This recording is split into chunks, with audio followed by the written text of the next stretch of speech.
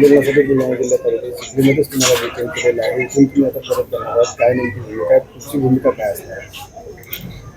आज आम्ही खरं तर बुलढाणा जिल्ह्यामध्ये जिल्हाधिकारी कार्यालयापासून मोर्चाला सुरुवात होणार होती आणि आमदार संजय गायकवाड यांच्या घरावर मोर्चा आम्ही काढणार होतो आणि त्यांच्या दारात आम्ही कॉम्रेड गोविंद पानसरे यांचं शिवाजी कोण होता पुस्तकाचं वाचन करणार होतो. पण पोलिसांनी मला चिखलीमध्येच डिटेन केल्यामुळे खरं तर ही चांगलीच गोष्ट झाली. आम्ही आज 2 ठिकाणी आंदोलन केलं. तिथलं आंदोलनसुद्धा यशस्वी झालं आणि इथलं आंदोलनसुद्धा यशस्वी केलेलं आहे. फक्त पोलिसांनी अशा पद्धतीनं जी दडपशाही केलेली आहे त्या दडपशाहीचा मी परत एकदा निषेध करतो आणि आंदोलन आमचं सुरूच राहणार.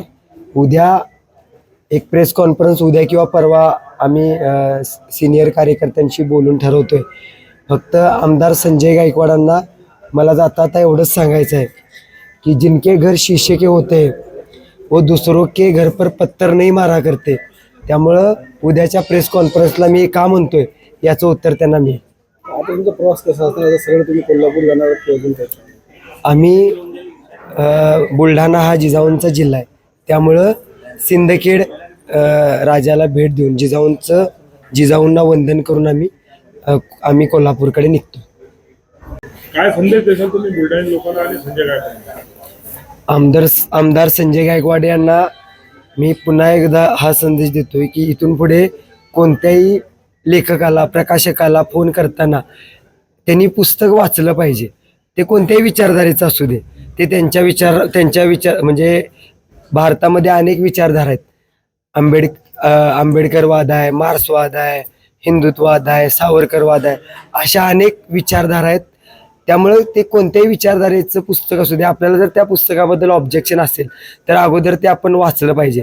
कारण की टीका जर करायची असेल तर वाचल्याशिवाय पर्याय नाही.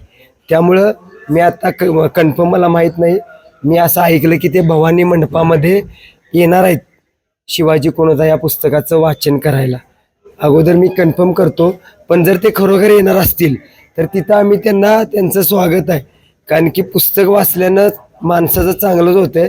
कारण की शिक्षण हे वाघिणीचं दूध आहे. जो ते पिल तो गुरगुरल्याशिवाय राहणार नाही. धन्यवाद. अन्याय झाला असं वाटतं का? अन्याय आता आमच्यावर जो झालाय, जो माझ्यावर झालाय, तो संपूर्ण महाराष्ट्र बघतोय. त्यामुळे ते आता पुन्हा नव्यानं मला सांगायची गरज नाही. इथे येऊन पुन्हा अन्याय झाला? हो, इथे येऊन पुन्हा अन्यायच झालाय. पण ठीक आहे, कायदेशीर मार्गाने आम्ही त्यांच्यावर जी कलमं पडायला पाहिजेत ती सर्व कलमं आम्ही दाखल केल्याशिवाय शांत बसणार नाही. कालच आसिम सरोदेंनी प्रेस कॉन्फरन्स घेतलेली आहे आणि त्यांनी जवळजवळ अर्धा तास हे सांगितलेलं आहे की कशा पद्धतीनं यांच्यावर ही कलमं का दाखल होतात. त्यामुळं न्यायाची बाजू आमची आहे. त्यामुळं आमचीच लढाई, आमचाच लढाईत विजय होणार. पोलिसांनी तुमचं आंदोलन दडपलं असं वाटत नाही का? हा, ते वाटायचं वगैरे काय नाही, दडपलं हे आता संपूर्ण महाराष्ट्र पाहतो.